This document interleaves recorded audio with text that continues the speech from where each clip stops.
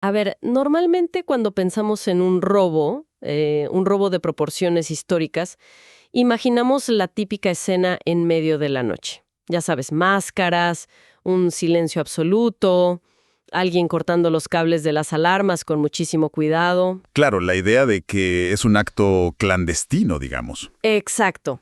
O sea, la ciudad despierta la mañana siguiente y la bóveda está completamente vacía y nadie vio absolutamente nada. Pero imaginemos por un segundo un escenario totalmente diferente. Imaginemos que estos asaltantes convocan a una conferencia de prensa semanas antes del golpe. Sí, sí, como si nada. Como si nada. Se paran frente a los micrófonos, dan la fecha exacta, la hora precisa y además detallan paso a paso cómo van a vulnerar la seguridad. Y frente a esto, los guardias pues simplemente miran hacia otro lado. Y luego el robo ocurre, exactamente como lo prometieron. Es que es un escenario que, desafía absolutamente toda la lógica convencional de la seguridad. Porque, como sociedad, tenemos esta expectativa profunda de que el crimen, y especialmente las amenazas a escala nacional, operen en las sombras. Claro, el sigilo es la regla número 1. Totalmente. Asumimos que los atacantes buscan pasar desapercibidos por encima de cualquier otra cosa para asegurar su éxito. Y aquí vemos exactamente lo contrario. Y esa ruptura total de las reglas es precisamente lo que nos reúne en este análisis a fondo. Nuestro objetivo central hoy es desentrañar esta masiva ofensiva cibernética que paralizó a la República Argentina el 30 de marzo de 2026. Un evento que, francamente, no tiene precedentes en la región. Identifica como CHRON y USSC Team. Y para armar este rompecabezas tenemos sobre la mesa una pila de información increíblemente densa. Sí, es un volumen de información bastante abrumador. Contamos con documentos de inteligencia confidenciales, transcripciones de espacios de audio en vivo en la red social X, reportes de analistas de mercado y unas evaluaciones forenses súper detalladas. Que además son fascinantes y, aterradoras por el nivel de detalle que exponen sobre cómo operan estos grupos hoy en día. Estoy completamente de acuerdo. Me dejaron fría. Nuestra misión, con todo esto, es entender cómo la ciberguerra ha salido de esos rincones oscuros de la dark web para convertirse casi en un espectáculo público. Un show, literalmente. Entonces, vamos a analizar por qué este gigantesco robo de datos administrativos es solo una cortina de humo. Sí, la fase de reconocimiento. Exacto. Es la antesala de una amenaza física inminente y catastrófica dirigida al corazón energético del país, que son los inmensos yacimientos de Vaca Muerta. Es que si damos un paso atrás y miramos el panorama completo, lo que revelan estos documentos no es simplemente un fallo técnico o, no sé, una contraseña que alguien olvidó cambiar. No, es algo mucho más profundo. Estamos presenciando la disolución total de la frontera entre el mundo digital y la soberanía física de un país. Bueno, quiero que desmenucemos esto paso a paso, porque para entender el desastre del 30 de marzo necesitamos retroceder unos días en la línea de tiempo. Todo esto comenzó con ese aviso público que yo mencionaba en mi analogía al principio. El famoso espacio en redes. Ajá. Las fuentes relatan que el 19 de marzo de 2026, en un foro de audio en vivo en X, que se llamaba Bombitas del Gobierno, miembros activos de Cronus Mafia tomaron el micrófono. ¿Así? ¿Abiertamente? Abiertamente, ante una audiencia de más de 5,000 personas, y anunciaron con toda tranquilidad que el gobierno argentino era su siguiente objetivo. A ver, ¿por qué harían algo así? O sea, si yo planeo un ataque masivo, avisar con anticipación me parece la estrategia más absurda del mundo. ¿Porque les das tiempo de reaccionar? Claro, le das al gobierno tiempo para cerrar puertos, aislar redes, reforzar los sistemas. Esa es la intuición lógica desde una perspectiva, digamos, puramente técnica. Pero lo que estamos viendo aquí es un fenómeno que los analistas de inteligencia ahora denominan SOCAUDINT. SOCAUDINT, sí, lo vi en los reportes. Exacto, que significa inteligencia de audio social. Históricamente, la inteligencia de amenazas se recolectaba infiltrándose silenciosamente en foros oscuros, leyendo chats encriptados. Ahora la amenaza se transmite en vivo. Es una locura. Y la razón principal detrás de esta teatralidad se basa en una doctrina psicológica y también operativa que se conoce como ciberpopulismo. Me vas a tener que explicar eso, porque ciberpopulismo suena como a un eslogan de una campaña política barata, no a una táctica de hackers de alto nivel. Es que tiene profundas similitudes con una campaña política. El objetivo de una operación moderna de esta magnitud rara vez es solo robar unos datos para pedir un rescate en silencio. El objetivo central, o sea, el fin último, es manipular la percepción pública. Sembrar el pánico. Sí. Utilizan tácticas diseñadas para sembrar miedo, incertidumbre y duda en la población, lo que en inglés llaman FUD. Al anunciar el ataque frente a miles de ciudadanos, buscan una especie de legitimidad geopolítica perversa. Quieren humillar al Estado frente a su propia gente. Exactamente. Quieren demostrar que el Estado es incapaz de protegerlos. Pero insisto, o sea, ¿no están sacrificando la viabilidad del ataque al avisar con tanta anticipación? No, y aquí es donde hay que entender la triste realidad de la infraestructura gubernamental en la región. Los atacantes saben perfectamente que parchar estos sistemas estatales heredados Sistemas que son viejísimos. y viejísimos que llevan décadas operando con parches temporales. Saben que arreglar eso no es como actualizar una aplicación en un celular. Requiere semanas, a veces meses de tiempo de inactividad, pasar por aprobaciones burocráticas enormes y rediseñar la arquitectura. O sea, el gobierno no puede simplemente apagar todo y cerrar la puerta en 2 días. Imposible. Y sabiendo esto, los atacantes hacen la amenaza pública para forzar un estado psicológico en la sociedad que llamamos fatiga cibernética. Fatiga cibernética. A ver, ¿te refieres a que la gente llega a un punto en que simplemente se rinde y le deja de importar? Prácticamente. Llevan a la población a un punto de quiebre donde los ciudadanos asumen que esta vulnerabilidad extrema, la exposición constante de sus vidas privadas en Internet, es simplemente el costo inevitable de vivir en la era digital, y el Estado queda como una entidad totalmente impotente. ¡Qué fuerte! Y leyendo las transcripciones de ese foro de audio, me encontré con un momento increíble. Porque en medio de esas 5,000 personas escuchando, hubo alguien que decidió interactuar con ellos. Sí, una figura clave. Un experto uruguayo llamado Alberto Daniel Gil. Según los documentos, él interceptó esta charla, logró emitir una alerta rápida de inteligencia e incluso mantuvo un diálogo directo de unos 10 minutos con la gente de Cronus Mafia en pleno audio. Un diálogo cara a cara digitalmente hablando. Sí, pero ¿cómo es que un grupo criminal que está a punto de atacar un país se detiene a platicar con un analista externo así como si nada? Se detienen a hablar con él porque, bueno, Alberto Daniel Gil posee algo muy raro en este ecosistema, que es una autoridad transversal. O sea, ¿lo respetan de ambos lados? Exacto. Es un individuo muy respetado tanto por el rigor técnico de las instituciones formales como por el submundo hacker.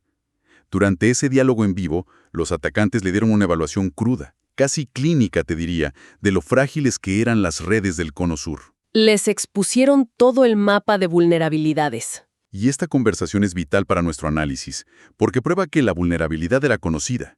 Estaba documentada en público antes de que se disparara un solo comando de ataque. Y aún así, a pesar de esta alerta, a pesar del diálogo frente a miles de personas, las instituciones optaron por la inacción, lo que nos lleva a la mañana del lunes 30 de marzo de 2026.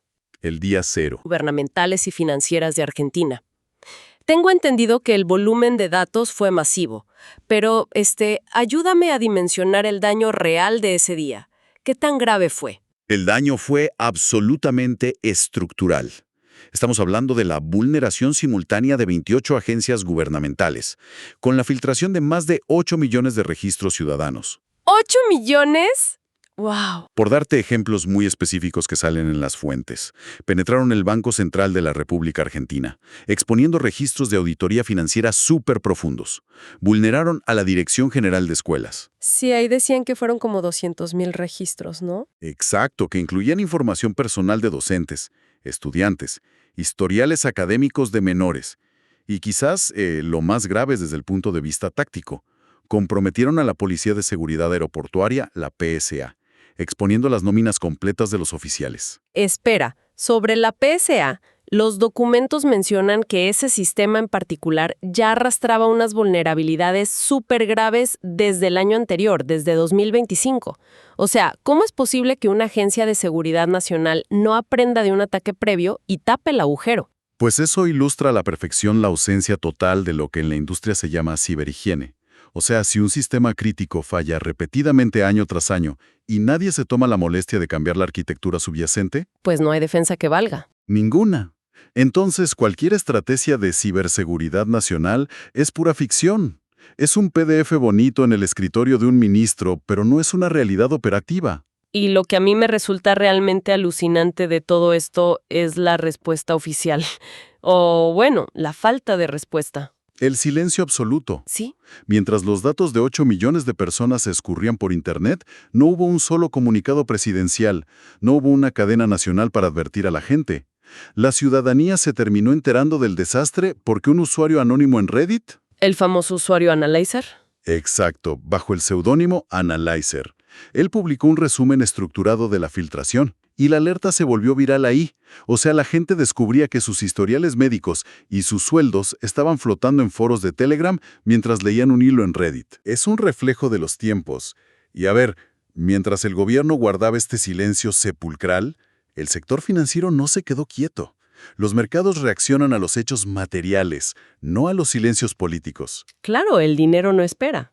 Ese mismo día vimos cómo, por ejemplo, el banco Scotiabank degradó la calificación crediticia de Telecom Argentina y citaron explícitamente el riesgo digital en sus reportes. Un golpe durísimo a la economía. Y hay que entender el contexto macroeconómico. Argentina atravesaba una situación muy delicada, con una inflación mensual rondando el 3%, y donde un especialista en ciberseguridad corporativa en el sector privado gana fácilmente más de 1,5 millones de pesos. Claro, o sea, retener talento defensivo en el sector público debe ser casi imposible frente a esos salarios del sector privado. Literalmente dejas al Estado a merced de atacantes que están sumamente bien financiados. Pero quiero volver al tema del silencio del gobierno porque de verdad me cuesta entenderlo. Leí en los reportes que muchos de estos sistemas estatales utilizan un modelo de defensa que antes solían comparar con un caramelo. Ah, el modelo perimetral. Ajá, o sea, un perímetro exterior muy duro, crujiente, pero una vez que logras atravesar esa capa, el interior es completamente suave y te puedes mover libremente. Es una metáfora muy clásica, sí. Aunque hoy en día en los foros técnicos prefieren compararlo con un castillo medieval versus una prisión de máxima seguridad. A ver, explícame eso. Mira, los sistemas del Estado, la gran mayoría, funcionan como el castillo medieval. Tienen un muro altísimo y un foso muy ancho. Pero si el atacante logra colarse por la puerta principal, ya está. Puede caminar por los pasillos, entrar a las cocinas, subir a la torre del rey sin que absolutamente nadie le pida otra llave. Una vez adentro, eres el dueño del lugar. Exacto. Y lo opuesto a eso es el modelo de confianza cero, o Zero Trust, que es como una prisión moderna. Ahí no importa que hayas pasado la puerta principal. Necesitas una tarjeta de acceso diferente para cruzar cada pasillo, cada sala, cada servidor. Asumen que siempre estás bajo ataque. El sistema asume constantemente que la red ya está comprometida y no confía en nadie, ni siquiera en sus propios usuarios internos. Entendido. Pero a ver, si el Estado sabe que tiene la arquitectura del castillo medieval, que es altamente vulnerable una vez que alguien rompe ese muro exterior, ¿por qué no emitir una alerta? Porque las consecuencias de hablar son altísimas. Pero lo mínimo que uno espera como ciudadano es un aviso para cambiar contraseñas o, no sé, llamar al banco para congelar tarjetas. Elegir el silencio en este caso parece negligencia criminal. Yo te entiendo. Desde la óptica de cualquier ciudadano de aquí, el silencio es incomprensible y frustrante. Pero desde la mecánica cruda del poder institucional, pues adquiere todo el sentido del mundo. Es la paradoja del silencio. ¿Cómo funciona esa paradoja? Asumir lo que llamamos transparencia radical, es decir, que un ministro salga en televisión a admitir públicamente que el sistema colapsó por completo, abre una caja de Pandora. Claro, las demandas. Legalmente detona demandas colectivas multimillonarias contra el Estado por incumplimiento en la protección de datos personales. Económicamente, como vimos con Scotiabank, paraliza la inversión extranjera porque la inversión depende de la estabilidad institucional. Y políticamente debe ser un suicidio. Es una sentencia de muerte en las urnas. Por eso las autoridades prefieren refugiarse en un fenómeno psicológico que se llama sesgo de normalidad. Literalmente actúan como si la casa no estuviera en llamas. Esperando que llueva. Sí, apostando a que el ciclo frenético de noticias modernas desvíe la atención de la gente en cuestión de 2 o 3 días hacia otro escándalo. ¡Wow! Y al hacer eso, al ceder todo el control por simple inacción, dejan a la sociedad a merced de lo que los reportes describen como un ecosistema fragmentado. Un terreno sin reglas. Un submundo digital donde no hay ley y donde conviven hackers, activistas, mercenarios, analistas, todo en una red caótica. Es un ecosistema inmensamente complejo y volátil. Para que te des una idea, el nivel de sofisticación y organización de estas facciones criminales rivaliza hoy en día con las capacidades operativas de las agencias de inteligencia de países del primer mundo. Es que nuestras fuentes hacen mucho énfasis en lo que pasó en México antes del ataque en Argentina. Al principio yo me preguntaba, bueno, ¿por qué desviar la atención hacia el norte si el foco es el Cono Sur? Porque es el antecedente directo. Claro, entiendo que sirve para ilustrar quiénes son realmente los actores de Cronos Mafia. A principios de 2026, este mismo grupo vulneró el sistema de salud en México, el IMSS Bienestar, y ahí exfiltraron 2.3 terabytes de datos, exponiendo 36 millones de identidades. Usaron a México básicamente como su campo de pruebas, para demostrarle al mundo su capacidad de daño a escala masiva. Y en respuesta a estos ataques colosales, vemos surgir figuras muy fascinantes en la región. Ya mencionamos a Alberto Daniel Gil, el analista de Uruguay. Las fuentes lo catalogan como un caballero digital. ¿Qué significa operar bajo ese arquetipo en este submundo? El caballero digital representa una rareza ética gigantesca en este entorno, que es principalmente mercenario. La autoridad de Gil es peculiar porque no proviene de que tenga un diploma corporativo pegado en la pared. Sino de su propia historia, ¿no? Proviene de haber sobrevivido al propio sistema que él intenta defender. Él fue encarcelado injustamente en Uruguay durante 17 meses y todo porque unos jueces que no tenían la más mínima formación tecnológica confundieron sus herramientas legítimas de investigación con parafernalia de cibercrimen. ¡Qué pesadilla! Ese trauma con el Estado lo transformó por completo. Él ya no busca fama ni dinero rápido. Él aborda estos incidentes como cacerías de amenazas adversarias. Analiza el caos con un rigor metodológico muy frío y totalmente desprovisto de ego. Un contraste absoluto con la otra figura que destacan los reportes, el llamado broker digital. Porque en los mismos audios donde Cronos anunciaba el ataque, hubo un episodio casi vergonzoso con un analista mexicano que se llama Héctor López. Ah, sí, el colapso en vivo. Según leo en las transcripciones, López priorizaba muchísimo la notoriedad, salir en la foto, pero cuando otros usuarios empezaron a señalar en el audio que tenía fallas graves en su seguridad operativa, o sea, en su OPSEC, Perdió la cabeza. perdió los estribos y empezó a lanzar insultos en vivo. Su reputación se esfumó en cuestión de segundos frente a toda la comunidad underground que estaba escuchando. Es que ese incidente demuestra lo implacable que es este entorno, ¿sabes? Si no puedes mantener el rigor técnico y, sobre todo, tu seguridad operativa bajo presión, la propia comunidad te devora al instante. No perdonan una. No, pero si miramos más de cerca el escenario mexicano que detallan las fuentes, surge algo mucho más estructurado y, a mi parecer, más peligroso, que es la intersección técnica directa entre el Estado y el crimen organizado. Ahí es donde entra el reporte sobre Julio Fauger, conocido como Hacker Damaso. Lo describen directamente como un mercenario cibernético. Fauger desarrolló un motor analítico que bautizó como anticómplices. Una herramienta de inteligencia temible. Y la premisa me dejó helada cuando la leí. El sistema expone la narconómina. Pero, a ver, ¿cómo funciona eso a nivel técnico?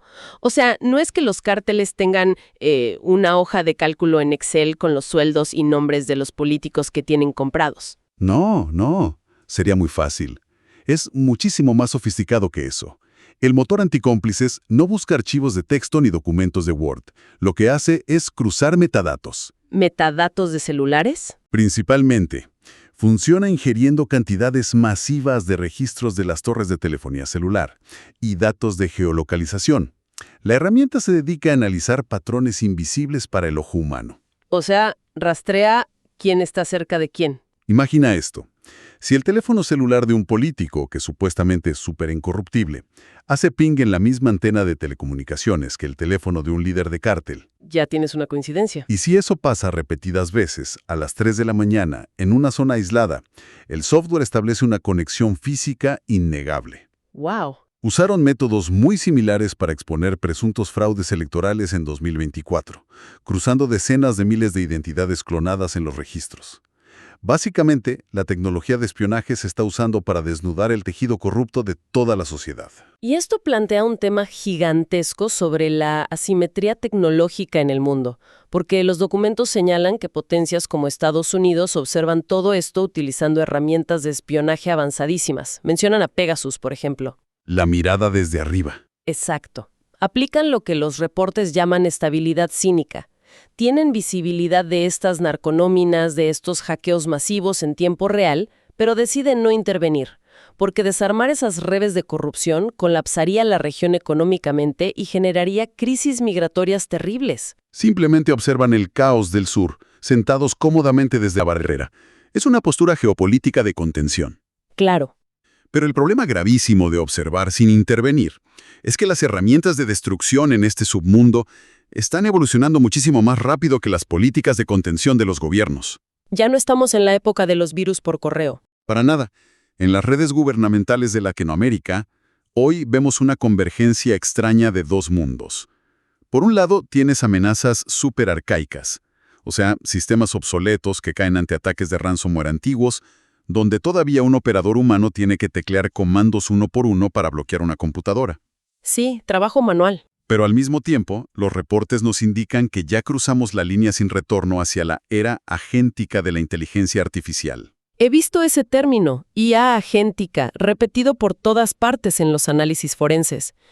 ¿Cuál es la diferencia mecánica entre eso y, no sé, las herramientas de IA generativa que usamos todos los días para escribir un correo? La diferencia fundamental es la autonomía absoluta y la capacidad de ejecución. Un modelo generativo normal, pues responde a una pregunta que tú le haces y ya está.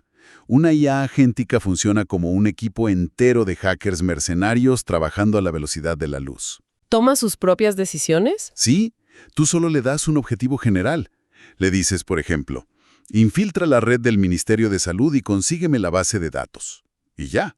La IA, de manera completamente autónoma, escanea millones de líneas de código en segundos, identifica una vulnerabilidad que ningún humano ha visto en años, programa su propia herramienta a medida para explotarla. ¿Escribe el código del ataque? Escribe el código, rompe las barreras, extrae todos los datos, los encripta y, para rematar, borra sus propias huellas de los servidores. Todo esto es sin que un humano vuelva a intervenir ni para apretar un botón. Es aterrador. Así es como a finales de 2025 se robaron 150 gigabytes de datos en México, exponiendo cientos de millones de identidades en un tiempo récord que un equipo humano jamás lograría.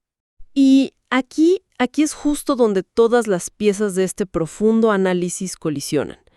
Porque, a ver, si combinamos sistemas estatales súper frágiles, con un gobierno que está paralizado por el silencio, y grupos criminales que ahora tienen acceso a esta IA autónoma, llegamos a la conclusión más alarmante del ataque a Argentina del 30 de marzo. El verdadero objetivo.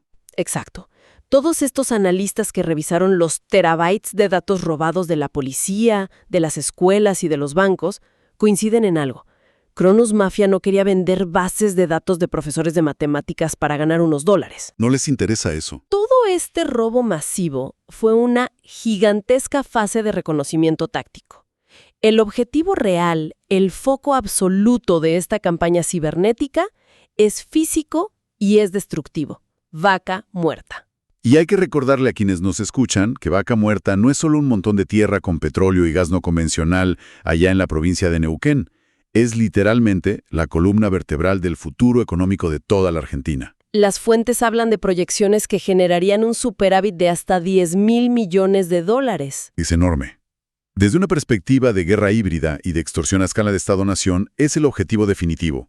Si controlas Vaca Muerta, controlas al país. Pero, a ver, necesito que me expliques la mecánica de esto, porque suena a trama de una película de espías de Hollywood. Entiendo perfectamente el daño a la privacidad de robar la base de datos de una escuela. Pero ¿cómo es posible que robar el usuario y la contraseña de un empleado administrativo en una oficina en Mendoza termine provocando, digamos, una sobrepresión o una explosión masiva en una tubería de gas en el medio de la Patagonia? Es el salto de lo digital a lo físico. ¿Cuál es el puente entre un archivo de Excel y una válvula industrial de acero?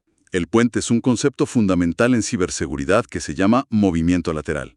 Cuando Kronos Mafia penetró la red de la policía aeroportuaria o del Banco Central, no solo extrajeron nombres, direcciones y salarios. Entre esos 8 millones de registros iban ocultas, mezcladas entre la basura, las verdaderas llaves del reino. Las credenciales. Credenciales de administradores, contraseñas que la gente reutiliza en 3 o 4 sistemas distintos y tokens de acceso a redes privadas virtuales, las famosas VPN. Las herramientas que usan los ingenieros para conectarse de forma remota a los servidores cuando trabajan desde casa. Exactamente. Como las redes del Estado suelen ser ese castillo medieval que mencionábamos antes, que no tiene protocolos de confianza cero, los atacantes usan esas credenciales robadas a un empleado común y corriente para entrar al sistema general por la puerta grande. Sin hacer ruido. Una vez adentro, se mueven lateralmente, saltan de un servidor a otro, exploran la red y van escalando sus privilegios de administrador de a poco. Su objetivo nunca fue quedarse en la red contable. Su objetivo final es encontrar el puente digital oculto que los conecte hacia las redes operativas. Hacia los sistemas SCADA. Específicamente hacia los sistemas SCADA, sí. Mencionaste los sistemas SCADA en nuestras notas previas a esta grabación, pero para tenerlo súper claro, ¿qué controlan exactamente estos sistemas en una instalación tan compleja como Vaca Muerta? SCADA es la tecnología que traduce el código digital en una acción física mecánica. Son los sistemas de control y adquisición de datos que monitorean, en tiempo real, las temperaturas de los taladros de perforación. Son las computadoras que abren y cierran las gigantescas válvulas de los gasoductos y regulan la presión de cientos de kilómetros de tuberías. O sea, si alguien toma el control de eso. Si un atacante logra saltar de la red administrativa a la red SCADA, el juego cambia de una manera drástica. Ya no estamos hablando de un chantaje por pérdida de datos o privacidad, estamos hablando de disrupción física a nivel industrial. ¿Volar cosas? Hablamos de la capacidad de apagar docenas de pozos petroleros de forma remota simultáneamente, causar incendios gigantescos por sobrepresión en las válvulas o provocar apagones masivos en todo el país al cortar de tajo el flujo de gas natural que alimenta las plantas eléctricas. Y esto no es solo la especulación teórica de un analista que amaneció pesimista, ¿cierto? Porque las fuentes documentan un evento muy reciente que sienta un precedente directo. Sí, el incidente de enero. Exacto. En enero de 2026, apenas unos meses antes de este mega ataque a Argentina, la empresa Expro YPF, que es un proveedor clave en el sector energético de la región, sufrió una filtración durísima de 1.5 gigabytes de información súper sensible. Información técnica. Un grupo vinculado a intereses de Irán, que se hacen llamar CESTIX, se robó los reportes de integridad y los registros de campo de los pozos. Es decir, los planos de ingeniería completos de la infraestructura ya circulan libremente por la Dark Web. Y justamente ese es el punto de inflexión más crítico de todo nuestro análisis, porque tenemos los planos físicos de las tuberías robados en enero por CESTIX y ahora tenemos las credenciales de acceso remoto a las redes estatales robadas en marzo por Kronos Mafia. Tienen el mapa y tienen las llaves. Las piezas para un ataque físico devastador ya están puestas sobre la mesa. Sin embargo, si tú revisas las evaluaciones oficiales del gobierno publicadas después de marzo, clasifican el riesgo de un ataque destructivo a Vaca Muerta como sorprendentemente bajo. ¡Qué ceguera! Mientras tanto, la comunidad forense independiente, la gente que realmente está analizando el tráfico en la red, lo ve como una probabilidad altísima, es casi una bomba de tiempo. Principalmente porque, como explicamos antes, toda esa infraestructura carece de segmentación interna y de protocolos estrictos de confianza cero. No hay barreras internas. Un solo error. O sea, un empleado cansado que usó la misma contraseña para su correo gubernamental y para el portal de mantenimiento remoto de una bomba de extracción es absolutamente todo lo que una inteligencia artificial autónoma necesita para encontrar el camino en milisegundos. Y así, en un parpadeo, es como el colapso de una red administrativa en Buenos Aires se convierte en una catástrofe industrial sin precedentes en la Patagonia. Entonces vamos a recapitular el viaje increíble que hemos hecho hoy a través de todos estos documentos. Empezamos en un escenario casi surrealista, un grupo criminal anunciando tranquilamente el ataque a una nación entera a través de una transmisión de audio en redes sociales, usando esto del ciberpopulismo para agotar psicológicamente a la población. Un espectáculo de intimidación. Luego, observamos cómo el 30 de marzo el sistema estatal colapsó en tiempo real, exponiendo las vidas de 8 millones de ciudadanos, mientras el Estado elegía, esconderse en el silencio total para evitar el desastre político y económico inmediato. La paradoja del silencio. Vimos cómo un ecosistema de caballeros y mercenarios digitales exponen la debilidad sistémica de la región. Y, finalmente, cruzamos el puente más aterrador.